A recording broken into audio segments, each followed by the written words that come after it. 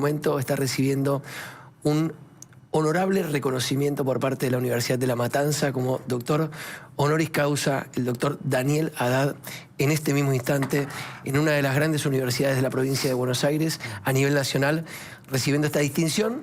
Pero digo, y pensar que cuando nos conocimos yo era un joven periodista parlamentario y usted era un muy verborrágico jefe de bloque. Del Frente para la Victoria. ¿Cómo cambiaron los nombres también, che, después de esto? Sí, yo llegué en el 2005 para ser presidente de bloque. La novedad era que era un dirigente desconocido porque venía a ser concejal de Rosario. Me dice el director, no lo nombraste, porque el señor es Agustín Rossi. ¿Cómo le va, diputado? ¿Cómo va? Muy bien. El Chivo Rossi. ¿Qué día para venir de visita aquí con nosotros? ¿Cómo la pasó en la Cámara de Diputados con el jefe de gabinete? Bueno, parece que hay distintas miradas, digamos, ¿no? Yo creo que tomando el discurso del jefe de gabinete, las distintas intervenciones, la divido en dos. Una la defensa de la gestión y otra las cuestiones que lo involucran a él personalmente.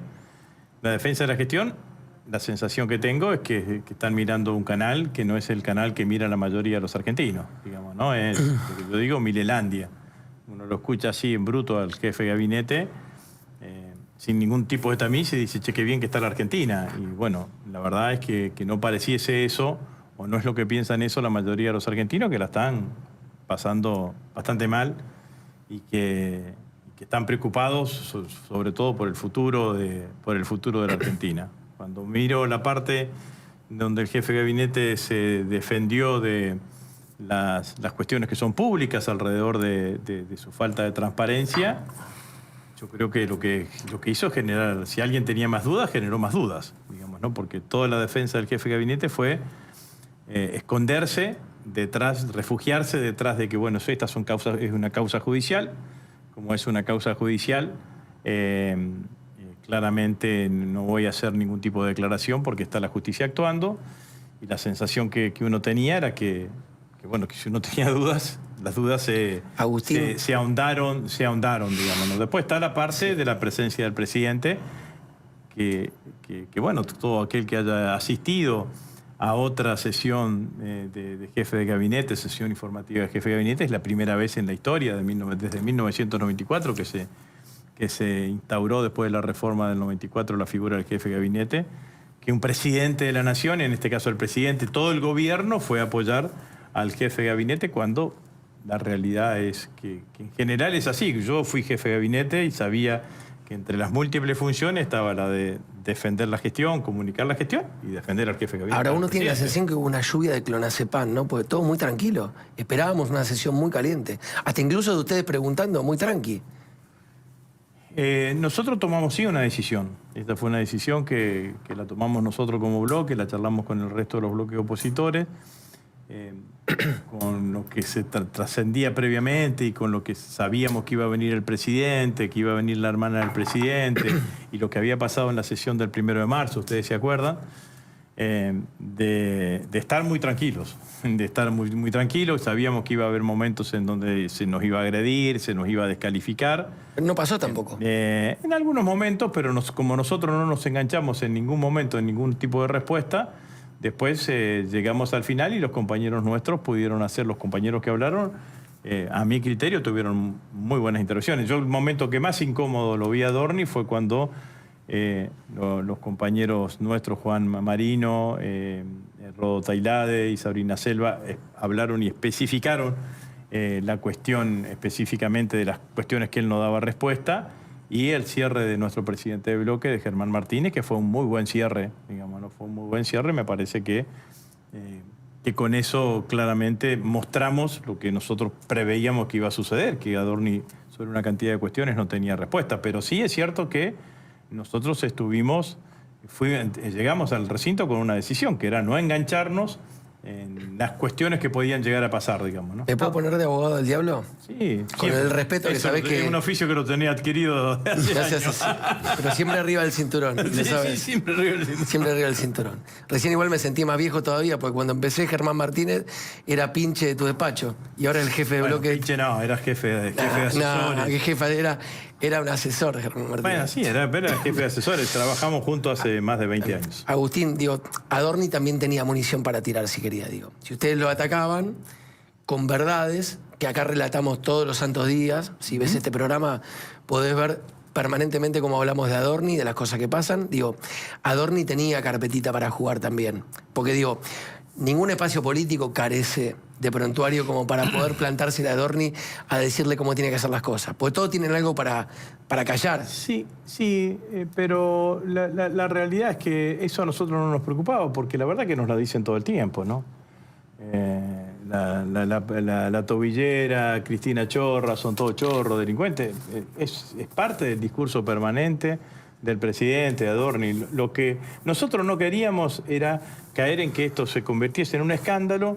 Y como ya habíamos visto recuérdense ustedes cuando Guillermo Franco era jefe de gabinete, que se levantó y se fue en el Senado, en la sesión del Senado, no queríamos que Adorni haga exactamente lo mismo. Diga, bueno, como esto es un despiole, digamos, me levanto y me voy, y no se cumpla con el objetivo propio de la sesión. Así que no es que tomamos una actitud de estar tranquilos y de estar tranquilos por lo que nos podían decir, porque la verdad es que nos lo dicen todo el tiempo. Lo que sí, que creíamos claramente que lo que no podíamos hacer es, si nos proponían el juego de caer en el barro, nosotros teníamos que tratar de no caer en el barro y de plantear las cosas que teníamos que plantear, y que me parece que es, al menos la valoración rápida que hicimos ahí a la finalización de la sesión, salimos conforme con la estrategia que tuvo el bloque.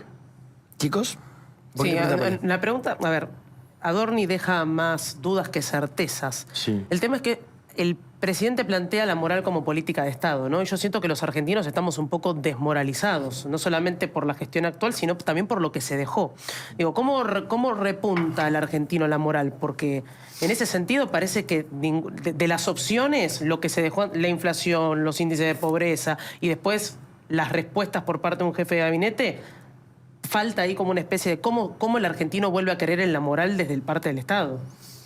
Eso lo planteó el presidente el 1 de marzo, y como decís vos, dijo la moral como política de Estado, habló de la rectitud de los estoicos.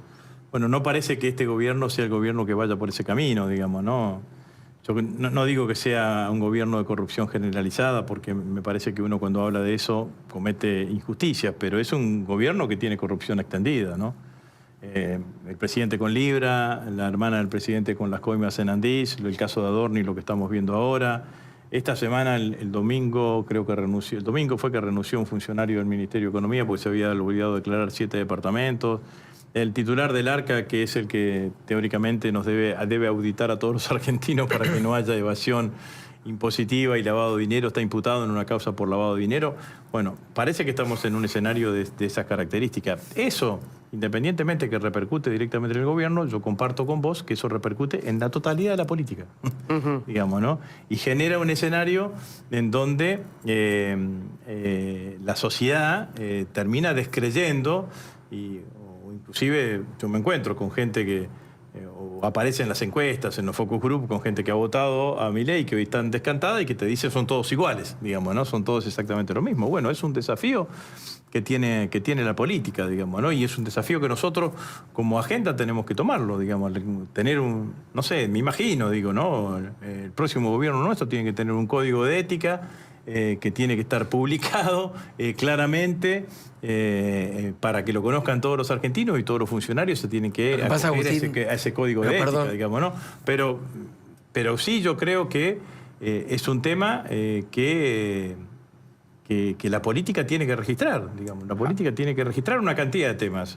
Resolver los problemas de la vida diaria y cotidiana de la gente, y resolver los abusos de la política en el uso del poder, y más aún resolver que la gente no quiere funcionarios que estén corrompidos. Bueno, en su momento Cristina Kirchner defendió muy fuerte a un jefe de gabinete que estaba, digamos, siendo cuestionado, ¿no? Un poco el kirchnerismo, ante las denuncias o ante lo que sucedía respecto a la corrupción, mantuvo a los funcionarios. ¿Vos creés que Milei es correcto? Julio Devido, perdón. Bueno, perdón que me meta, pero digo, acá por respeto a las víctimas de la tragedia de Once, lo que probó Agustín, y te eximo a vos porque vos no tenés nada que ver con eso y sabés el respeto que te tengo.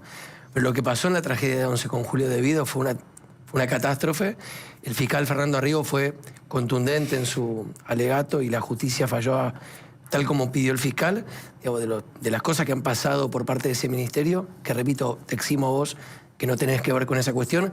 Digo, en ese momento a Devido no se lo corrió de su lugar en la política. De hecho, el bloque y lo quiero reconocer también, del movimiento Evita, con Leonardo Grosso a la cabeza, se corrió del interbloque en ese momento en la Cámara de Diputados, pues no querían compartir espacio político con una persona que nunca fue repudiada dentro del kirchnerismo y hoy está condenada por la tragedia de Once. Sí, yo no entro a discutir, simplemente precisar. Devido no está condenado por la tragedia.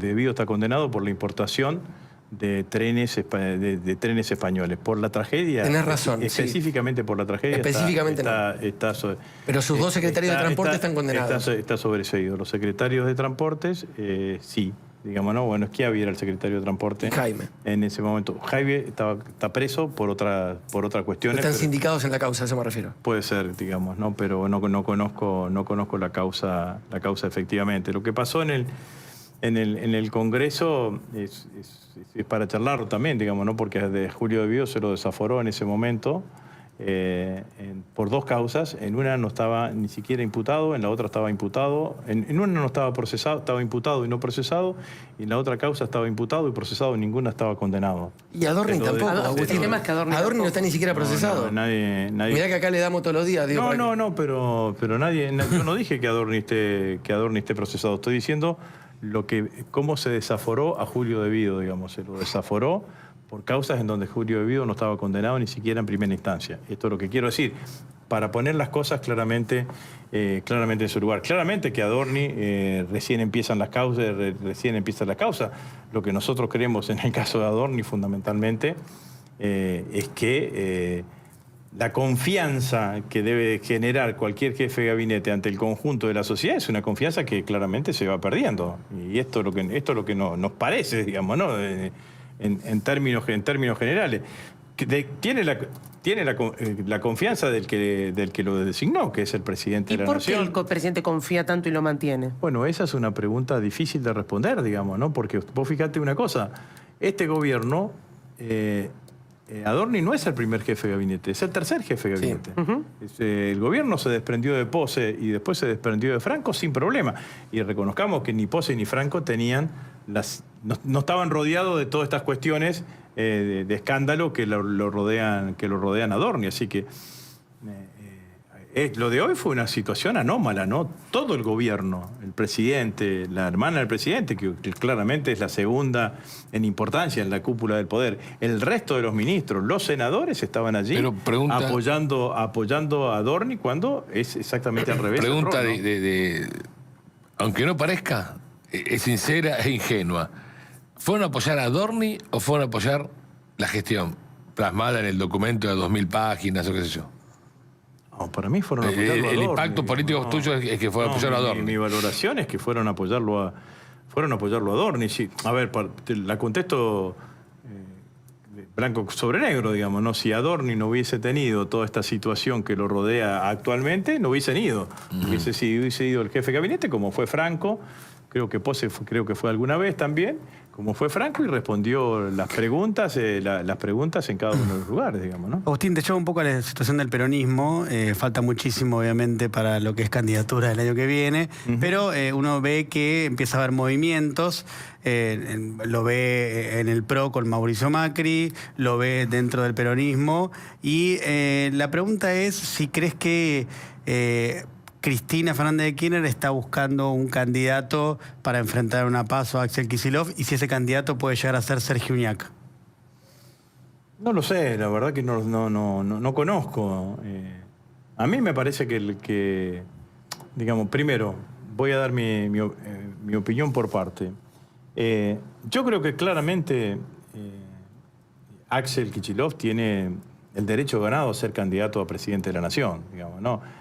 Ganó 2 veces la elección en la provincia de Buenos Aires, es un dirigente conocido en todo el país, viene trabajando para esto hace tiempo, digamos, ¿no? Entonces tiene el derecho de imaginarse la posibilidad de ser candidato a presidente. Segundo punto, ¿cómo tendría que resolver el peronismo, digamos, ¿no? Las candidaturas? Bueno, yo creo que el peronismo debería resolver su candidatura a través de una PASO. que espero que se mantengan como sistema político, en donde podrá haber uno, dos o tres candidatos a presidente y que sean los argentinos los que terminen decidiendo quién va a ser el candidato del peronismo. Tercer elemento. ¿El peronismo solo tiene que concurrir, tiene que definir quién va a ser el líder de la oposición? Yo creo que no. Yo creo que nosotros tenemos que construir un frente lo más amplio posible. Un frente, yo digo, algunos me critican, de que vaya desde los arrepentidos del PRO hasta la izquierda, digamos, ¿no? Que tenga un piso de programa y que el peronismo, que sea el articulador, tenga un horizonte, tenga un programa, tenga un norte y sepa claramente hacia dónde tenemos que querer. Porque creo que lo peor que le puede suceder a la Argentina son 4 años más de Milei. Digamos, ¿no? A mí a veces me pasa por la calle que alguno me dice, uy, por tres puntos no ganaron la presidencia. Le digo, a mí no me molesta por 3 puntos no haber sido vicepresidente de la Nación. Lo que sí digo que por 3 puntos le dimos a la Argentina 4 años más de Milei. Pero entonces, Agustín, perdón. 4 años de Milei. Entonces me parece que en ese sentido hay que hacer todos los esfuerzos para generar ese frente lo más amplio posible que exprese. Entré cuando ustedes estaban hablando de la encuesta de Atlas Intel. Esa encuesta le da 63% de imagen negativa a Milei y 35% de imagen positiva. Entonces, yo creo que una buena estrategia electoral es tratar de ver de qué manera convocamos a ese 63% detrás de una propuesta política. Y bueno, y eso exige amplitud, digamos, ¿no? Y ese frente tiene resistencia, ¿no? Dentro del peronismo, no sé, Máximo Kirchner creo que no está de acuerdo con esa idea de un frente. Por ejemplo, con esta idea de incorporar, como decís vos, a los arrepentidos del PRO. Que podría ser, entiendo que te referís, por ejemplo, a Horacio Rodríguez Larreta. O a Beluto, me parece. Pablo Beluto, está bien. Un nombre más claro, digamos, ¿no? Bueno, es mi mirada, digamos, ¿no? No sé si Máximo dijo que... Yo leí lo que dijo, no me gusta un frente anti-Milei, que sea simplemente... Yo no estoy diciendo que sea un frente de rejuntados solamente con el objetivo de ganarle a Milei. Creo que el frente tiene que tener un programa, tiene que tener un objetivo, tiene que saber claramente cuáles son las decisiones que se van a tomar, cuáles van a ser las medidas económicas.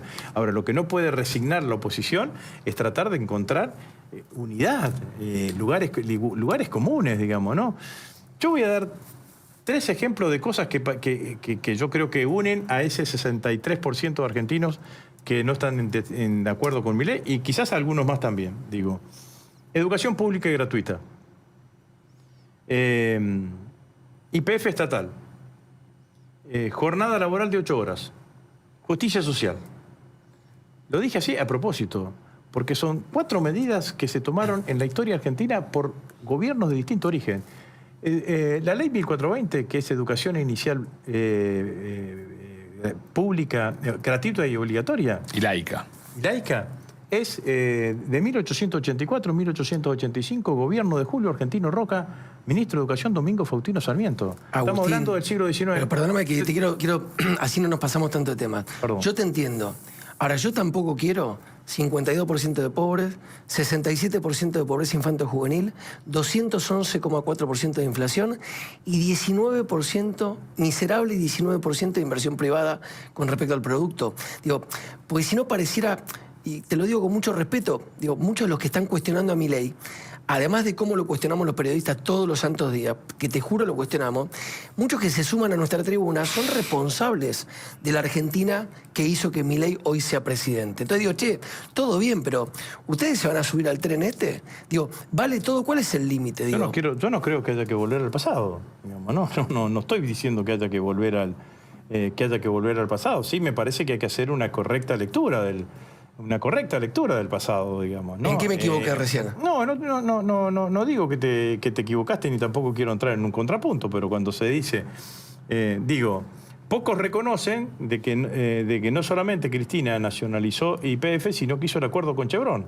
Y Chevron es una de las empresas petroleras privadas más importantes del mundo de origen estadounidense. Y por eso se empezó a desarrollar Vaca Muerta, porque el problema era cómo empezábamos. Ahora está más fácil Vaca Muerta. Pero pará, yo te dije otra cosa. No, bueno, vos me dijiste que... Yo te di los datos que dejó Alberto. La baja la baja de la inversión privada. Y en muchos años de nuestro gobierno hubo mayor inversión extranjera directa de lo que hay hoy. Pero de todas maneras, a mí no me interesa discutir el pasado. Yo digo, bueno, ¿cómo hacemos para... ¿Cómo generas crédito por él?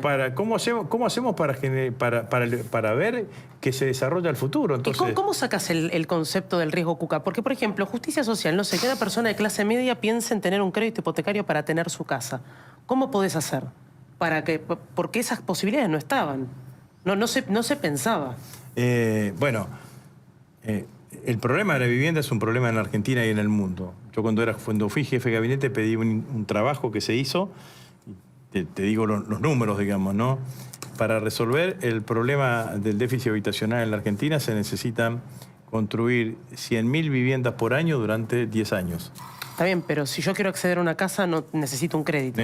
Si te querés acceder a una casa, necesitas un crédito. Los créditos pueden ser a través de que el sistema financiero te lo den o a través de que el Estado financie una parte de la tasa que haga que el crédito sea claramente... Hay 60% de impuesto en la vivienda nueva, Agustín, ¿eh? 60% de impuesto en que... En la construcción de una vivienda nueva, el terreno a terminada, el componente impositivo es 60%. Es tremendo. Ingresos brutos que pasa de un lado a otro, por todo el agregado de valor que tiene. Es un tema que la política tendría que decir, loco, peleémonos por 3 millones de temas, pero por este tema no nos peleemos, desarrollemos este enjambre, porque... La vivienda nueva tiene un IVA final de 10,5%. Está bien, sumale los traslados y vas a ver... Claramente tenés un impuesto que es, digamos, el IVA es un impuesto... Los materiales de construcción no tienen 10,5. Bueno, pero por eso mismo, digamos, ¿no? Entonces vos tenés 25, tenés el material de construcción que paga el 21 y la mano de obra que no cobra IVA, digamos, ¿no? Porque vos contratas una empresa y podés solucionar el cobra IVA y finalmente tenés un resultante del 10,5%. Entonces, es cierto que lo del ingresos brutos es un impuesto claramente distorsivo porque el IVA, al contrario, se aplica a la totalidad de la cadena. No discutamos los números, pero vamos a aburrir a la gente. Pero la realidad es que hay un componente impositivo que también podría ser una base, como le dice Malena. Claramente, yo creo en que... el crédito hipotecario hay ingresos brutos. No, bueno, la problemática de la vivienda es una problemática que, bien encarada desde el punto de vista de un gobierno, no solamente te resuelve una demanda como es la que decís vos recién, sino que también te empieza a resolver una problemática de la mano de obra, porque la vivienda es la actividad de la construcción que mayor cantidad de mano de obra genera, entre 3 y 4 en forma directa por cada vivienda que se realiza. Si le sumás todo lo que significa la cadena, la expansión es enorme. Podés empezar a resolver gran parte del problema de los puestos de trabajo en la Argentina. Pero vuelvo a decir, digamos, a mí me parece que no hay que pensar en volver al pasado. El mundo ha cambiado. Firmamos un acuerdo que yo voté a favor y la mayoría de nuestro bloque votó a favor, que es el acuerdo de Unión Europea-Mercosur. Sí, que lo celebramos, ¿no? Por los argentinos celebramos que estén, digamos, el arco político esté de acuerdo en su mayoría. Eso va a cambiar gran parte de la estructura económica de la Argentina en los próximos 15 años, porque si bien hay un periodo de transición, que son los 15 años, van bajando los aranceles y demás. Entonces, me parece que el próximo gobierno tiene que mirar a la Argentina hacia adelante. Claramente que eso es así, y con desafíos y con prioridades. Ahora, pero nombres y caras para esa oferta política. No hay que mirar el pasado. Hay todavía mucho pasado en el peronismo, digo. Bueno, pero claramente que hay pasado. Si yo soy un dirigente que tiene 66 años, obviamente que tengo pasado. Digamos, no vas a encontrar un dirigente. El que no tiene pasado es... Pero vos no sos uno de los que genera discordia. Discordia genera Infran, genera Moreno. Vos no sos un tipo Infran genera discordia que en Buenos Aires, pero parece que no para los formoseños, porque cada vez que se presenta una elección...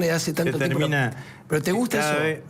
Cada vez que se presenta una elección termina ganando. ¿Y te gusta que esté gobernando desde el 95, Infran? ¿Te parece una buena expresión de la democracia moderna? Pero cada vez que se presentó a las elecciones ganó, y a veces por diferencias notables, digamos, ¿no? Vos no vas, yo he recorrido Formosa, voy a Formosa en general. No ¿Está bien Formosa? Está hecha pelota, Agustín. No. ¿Cómo que no? No está hecha pelota. Es un gobierno que tiene política de contención, que como en general todo el NEA sería, que son las provincias que no tienen un fuerte desarrollo productivo, ni tampoco tienen política extractiva, digamos, ¿no? Porque el NOA empieza a tener política extractiva, pero vos vas a Misiones, a Formosa, inclusive a Corrientes, y también un poco al Chaco y al norte de la provincia de Santa Fe, y lo que necesitas es un plan de desarrollo, desarrollo productivo. Escúchame, cerrame con esta. ¿Te gusta Goebbels para aunar esa fuerza peronista? Buena respuesta. Este me hace reír. Sin diga. pasado.